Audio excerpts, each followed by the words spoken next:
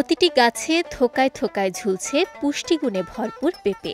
কালীগঞ্জ উপজেলার নাগরী ইউনিয়নের বীরতুল গ্রামের ৪০ কৃষক মোহাম্মদ মাসুদ সরকার। গত বছর কৃষি অফিসের সহযোগিতা ও পরামর্শে তিনি ১ বিঘা জমিতে পেঁপে চাষ করে লাভবান হওয়ার পর এবছর আরও বেশি লাভের আশায় ৩ বিঘা জমিতে পেঁপে চাষ করেছেন। আবার ফলন ভালো হওয়ার পাশাপাশি দামও পাচ্ছেন ভালো। আমি কালীগঞ্জ কৃষি সম্প্রসারণ অধিদপ্তরের পরামর্শ নিয়ে আমি ৩ বিঘা পেঁপে ক্ষেত করেছি। আল্লাহ দিলে ফলনও ভালো, দামও ভালো। আমাদের বাড়ি থেকে ব্যবসায়ীরা নিয়ে যায়। পেঁপে কাঁচা সবজি ও পাকা ফল হিসেবে ব্যবহৃত হওয়ায় স্থানীয় বাজারসহ সারা দেশেই এর চাহিদা রয়েছে। তাই কৃষক মাসুদের মতো বীরতুল গ্রামের অনেকেই পেঁপে চাষে আগ্রহী হয়েছেন। রোগবেলায় কম, পরিচর্যাও কম, অন্যান্য ফসলের তুলনায় পেঁপে লাভজনক। এই বছর আমি পেঁপে চাষ করে মোটামুটি লাভবান। ৩.৫ বিঘার মতো পেঁপে চাষ করছি। এই কাঁচা বিক্রি করতেছি ৪০ টাকা ৫০ টাকা কেজি, আর বাসা থেকে এসে নিয়ে যায়। আর পেঁপে খেলতে দেখা গেছে তুলনামূলক রোগবালাই কম। স্থানীয় কৃষি অফিসের তথ্য বলছে, কালীগঞ্জ উপজেলায় প্রায় ৫০ হেক্টর জমিতে পেঁপে চাষ করা হয়েছে। এর মধ্যে সবচেয়ে বেশি পেঁপে চাষ করা হয়েছে উপজেলার নাগরী ইউনিয়নে।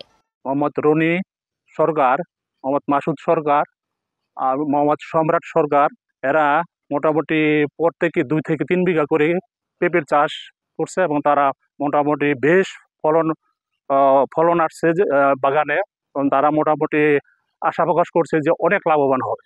যেন তাদের দেখা দেখে অন্যান্য কৃষকরাও পরবর্তী সময়ে আরো করবে আগ্রহ প্রকাশ করছে। বাণিজ্যিকভাবে পেঁপে চাষ করে অনেকেই আর্থিক সচ্ছলতার মুখ দেখছেন বলে জানান এ উপজেলা কৃষি কর্মকর্তা। বর্তমানে আমাদের কালীগঞ্জ উপজেলার নাগরী ইউনিয়নের বীরতুল গ্রামে কয়েকজন উদ্যোগী চাষী এবং যারা অগ্রসরমান চাষী, তারা পেঁপেটাকে বাণিজ্যিকভাবে চাষ করছেন এবং তাদের কাছে এটা লাভজনক ব্যবসা হিসেবে পরিচিত হয়েছে।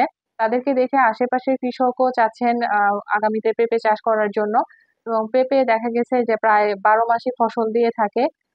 এছাড়া ওনারা পেঁপের জাত হিসেবে দেশীয় জাত এবং হাইব্রিড জাত দুটিই চাষ করছেন।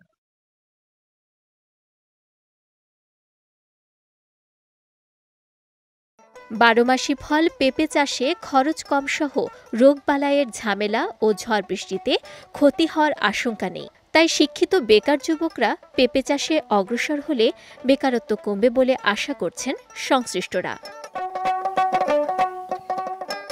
বিজয় টিভি নিউজ ডেস্ক।